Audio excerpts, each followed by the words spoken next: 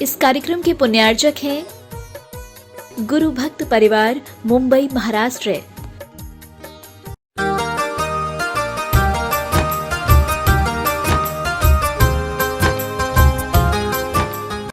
जैनम जयतु शासनम विश्व कल्याणकारकम। उपस्थित धर्म स्नेही सत श्रद्धालु भव्यवर पुंडरीक पुण्यात्मा महानुभाव,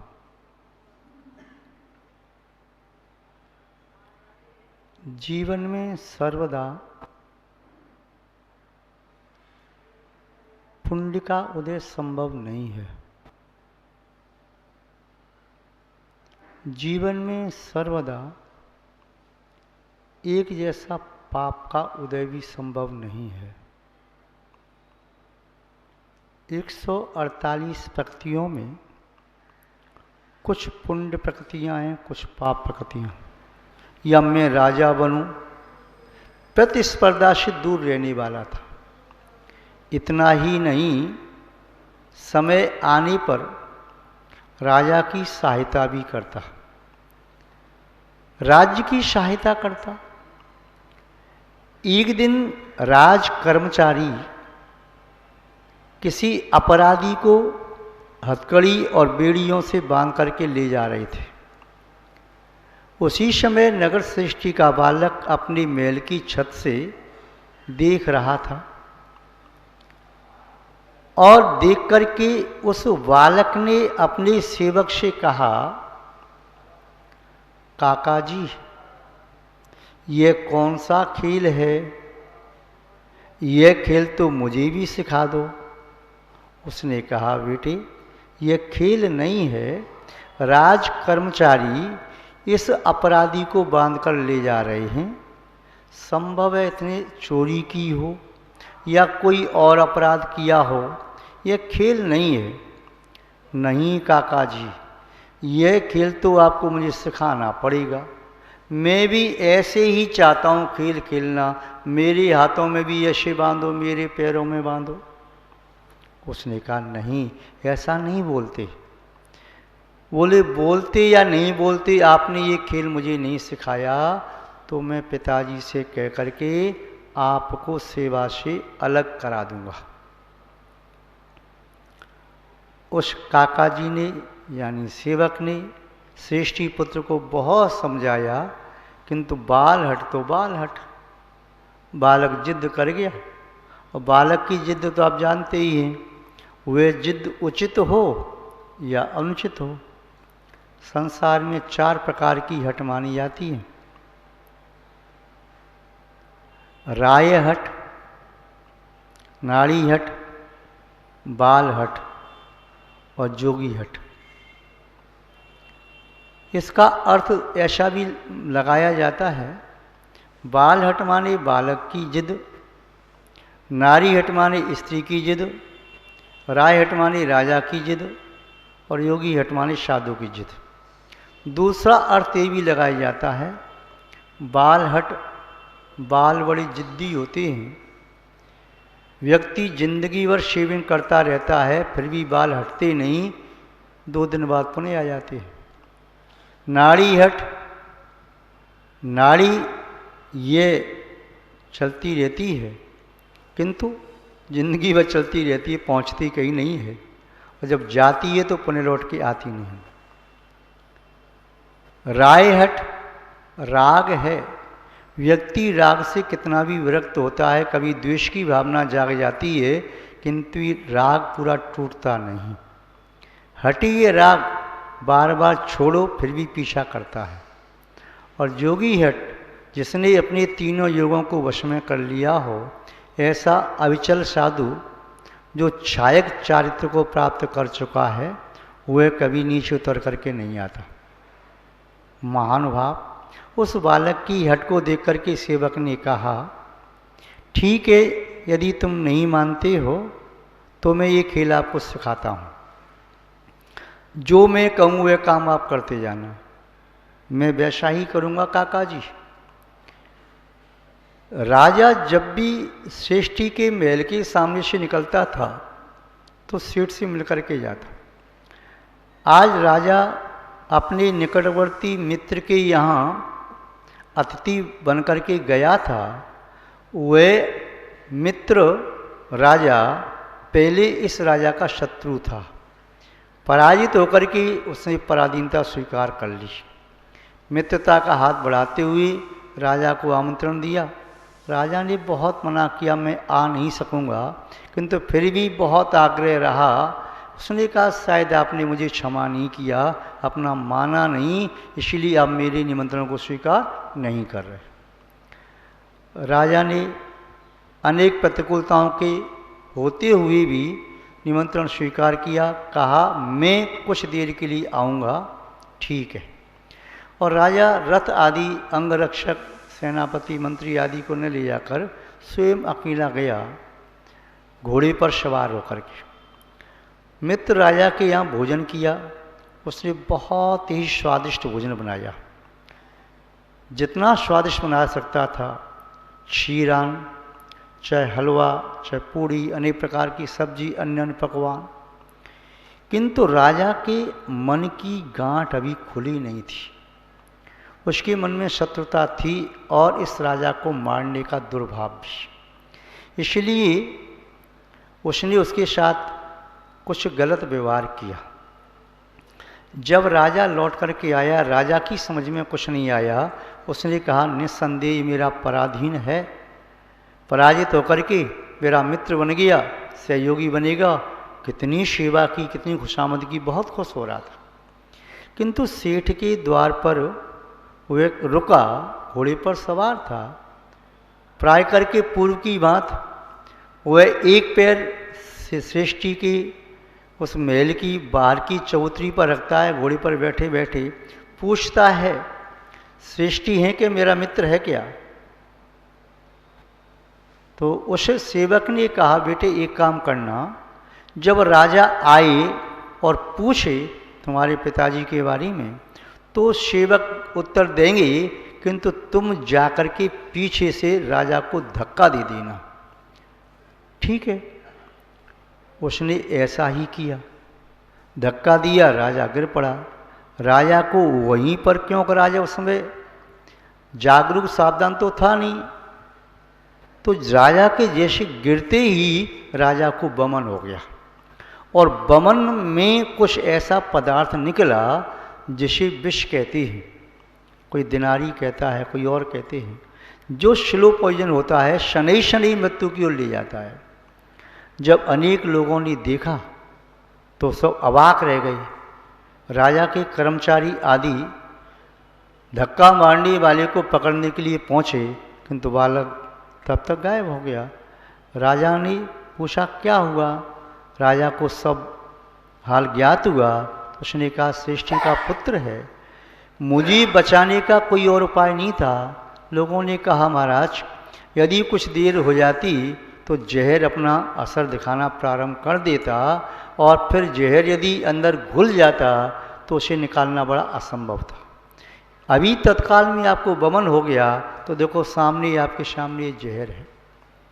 राजा ने संतुष्ट होकर उस श्रेष्ठी के पुत्र का सम्मान किया, वस्त्र आभूषण दे करके, और उसे हाथी पर बिठा करके श्रेष्ठी के घर भिजवा दिया। 2-4 दिन हुआ, वह लौट करके जब बालक आया तो सेवक से कहता है काका जी आपने मुझे खेल नहीं सिखाया। काका जी का सोचना था कि राजा को धक्का देगा तो राजा कुपित होगा, राजा के अनुचर सैनिक या अंगरक्षक बंदी बना लेंगे, किंतु ऐसा कुछ नहीं हुआ। सेवक ने कहा बेटे मैं तुम्हें ये खेल नहीं सिखा सकता, तुम बहुत पुण्यवान हो। नहीं काका जी, यदि आपने मुझे खेल नहीं सिखाया तो मैं पिताजी से कह करके आपको सेवा से निवृत्त करवा दूंगा। बेचारी ने घबरा कर मेरा परिवार कैसे पलेगा, चलो ठीक है। प्रातःकाल राजा के दरबार में जाना। बालक कई बार राजा के दरबार में गया और राजपुत्र को, इस श्रेष्ठी पुत्र को दरबार में कोई रोकता भी नहीं था। अब तो उसने कल ही राजा के प्राण बचाए थे तो रोकने का कोई प्रश्न नहीं। सीधा राज दरबार में पहुंचा। काका जी ने कहा कि राजा के सिंहासन के पीछे छुप करके बैठ जाना, और राजा सिंहासन पर बैठ जाए तो आप पीछे से खड़े होकर के राजा की पगड़ी में लात मार देना, तो तुम्हें खेलने को मिल जाएगा। उसने वैसा ही किया, किंतु जैसे ही राजा की पगड़ी में लात मारी, राजा की पगड़ी जो साफा बांधा जाता था वो चल करके दूर गिरी, और जो साफा दूर गिरा उस साफा की बीच में जो सलवटी थी उसमें से 1 फीट की लगभग काली नागिन निकल करके भागी। और राजा ने प्रातःकाल अंधकार में वो अपना साफा बांधा था।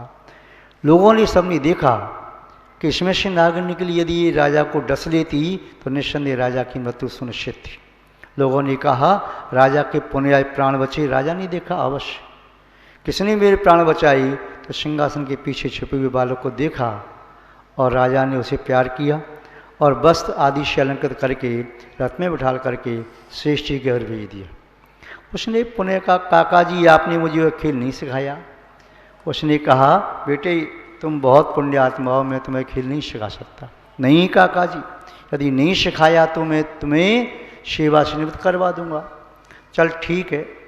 तीसरी बार क्या हुआ, उसने कहा राजा संध्या काल में घूमने जाता है, नगर के बाहर जो आराम गृह हैं उनकी छत पर घूमता है, कभी मुड़ीर पर खड़ा हो जाता है। तो जब राजा वहाँ घूमने जाए, मुड़ीर को पकड़ के यूँ खड़ा हो जाए, बच्चों की तरह से पैर उठा लेता है, कहीं वैसे करता है, उसमें पीछे से अब धक्का दे देना। उस बालक ने वैसा ही किया। संयोग की बात, उस दिन व्यापारी आए थे कपास बेचने वाले, वहाँ नीचे कपास का ढेर था। इस बालक ने धक्का दिया तो कपास के ढेर पर राजा गिरा। राजा को गिरते देख करके सभी अंगरक्षक दौड़े भागे, किंतु जब तक राजा के पास तक आए और राजा खड़ा होकर के बाहर आए, तब तक क्या देखते हैं, वह विश्राम गृह था अपने आप धराशायी हो गया। बालक दौड़ के नीचे आया और किसी का घात नहीं हुआ। अब यह देख करके राजा ने पुनः सम्मानित किया, इस बालक ने मेरे 3 बार प्राण बचाए हैं, उसका सम्मान किया। महानुभाव, पुण्य का उदय जब होता है तो व्यक्ति की बुराई भी अच्छे के रूप में देखी जाती है। मंद पुण्य का उदय होता है तो अच्छाई दिखती है, बुराई दिखती है, और तीव्र पाप का उदय होता है तो व्यक्ति की अच्छाई भी बुराई के रूप में देखी जाती है। महानुभाव, पुण्य का संचय कैसे करे श्रावक, उस पुण्य का क्या उपाय है? तो आचार्य भगवान अमित गति स्वामी जी ने बताया कि पुण्य का वे कैसे संचय करे, पाप से कैसे बचे। जो पाप के उदय से दुखी हैं वे पुण्य कार्य में जल्दी लग जाते हैं। जो पुण्य का फल भोग रही हैं, संभव है वे पुण्य के फल में मस्त हो जाते हैं और कोई खोटा कार्य भी कर बैठते हैं। जो घायल है, घायल की गत घायल जाने, या जाके पैर न फटी बीमाई वो का जाने पीर पर आई।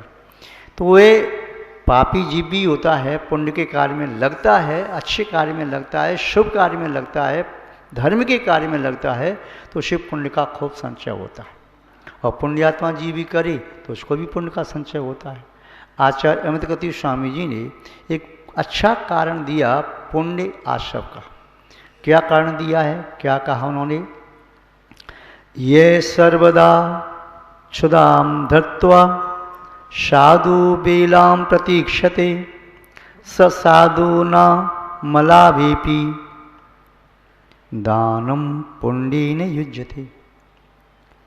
आचार्य भगवान कह रहे हैं, यह जो पुरुष सर्वदा प्रत्येक दिन नित्य ही, यदि घर में सूतक पातक आदि कोई प्रतिकूलता नहीं है तो क्षुदाम दत्वा स्वयं भूख को धारण करके बिना भोजन किए, साधु बेलायाम साधु की आहारचर्या के समय, प्रतीक्षते साधु का द्वारापेक्षण करता है, उसकी प्रतीक्षा करता है, स वे साधु नाम मलावेपी, उसे साधु का लाभ प्राप्त न भी हो, साधु उसके चौके में, उसकी रसोई में न भी आए, साधु को आहार न भी दे पाए, तब भी साधु न मलावेपी दानम पुण्येन युज्यते, फिर भी उसकी वे दान की भावना उसे प्रचुर मात्रा में पुण्य देने वाली होती है। संसार के अन्य कार्य तो ऐसे कार्य करो तो आपको मजदूरी मिलेगी, कहीं जॉब करते हो, जॉब करोगे तो आपको सैलरी मिलेगी, या कंपनी में जॉब कर रहे हो कोई पैकेज आपका बनता है, यदि नहीं करोगे तो नहीं मिलेगा। कमीशन है, आपको मिलेगा कमीशन काम करोगे तो, नहीं करोगे तो नहीं मिलेगा। किंतु धर्म एक ऐसी चीज़ है कि आपने द्रव्य क्रिया नहीं भी की और भावना भी भाई है, तब भी भावना से पुण्य का आश्रव होता है। संवेद शिखर जी आप नहीं जा पा रहे, संवेद शिखर जी जाने की भावना है, तो क्या उस भावना से पुण्य का आश्रव नहीं हो रहा? तीर्थंकर प्रभु पूर्व भव में जब 16 कर्ण भावना भाते हैं, उस समय प्राणी मात्र के कल्याण की भावना भा रहे हैं, वे हजारों लाखों करोड़ों या असंख्य व्यक्ति का कल्याण नहीं कर रहे, सब जीवों के कल्याण की भावना भा रहे हैं। उस भावना से भी तीर्थंकर प्रगति का बंद करते हैं। आचार्य भगवान शिवकोटि मुनि महाराज ने भगवती आराधना में, आचार्य अमृतगति स्वामी जी ने मणिकर्णिका में, आचार्य भट्ट के स्वामी ने मूलाचार में और आचार्य सकल कीर्ति महाराज ने मूलाचार प्रदीप में इत्यादि इत्यादि ग्रंथों में व अन्य अन्य ग्रंथों में अन्य अन्य आचार्यों ने कहा है, जब साधु समाधि को स्वीकार करता है, यम संलेखना ले ले या नियम संलेखना ले ले और वह अपना औत्तमार्थिक प्रतिगुण करना चाहता है, किसी गुरु के सामने अपने दोषों की, जीवन भर के दोषों की आलोचना करना है औत्तमार्थिक प्रतिगुण करके, किंतु वहाँ निकटवर्ती कोई आचार्य नहीं है जिनके पास जाना चाहता है, जाने के लिए तैयार है, गमन कर दिया, किंतु मार्ग में समाधि हो गई तो वह साधु शुद्ध ही माना जाता है, आराधक भी माना जाता है, क्यों भावना थी प्रायश्चित लेने की, इसलिए प्रायश्चित न लेने पर भी वह शुद्ध है।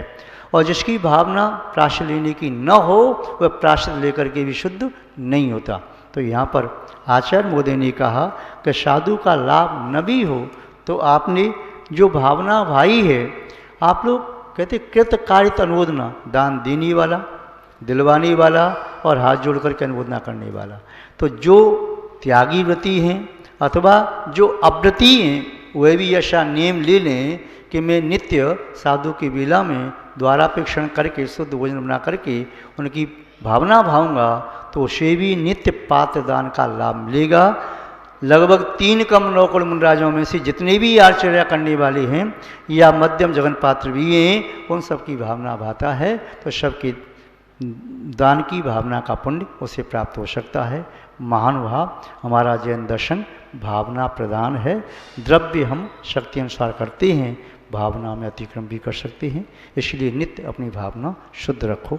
आज बस इतना ही पर्याप्त है। जय बोलिए श्री शांतनाथ भगवान की, परम पूज्य आचार्य गुरुदेव श्री विद्यानंद जी मुनि महाराज की, अहिंसामय विश्व धर्म की।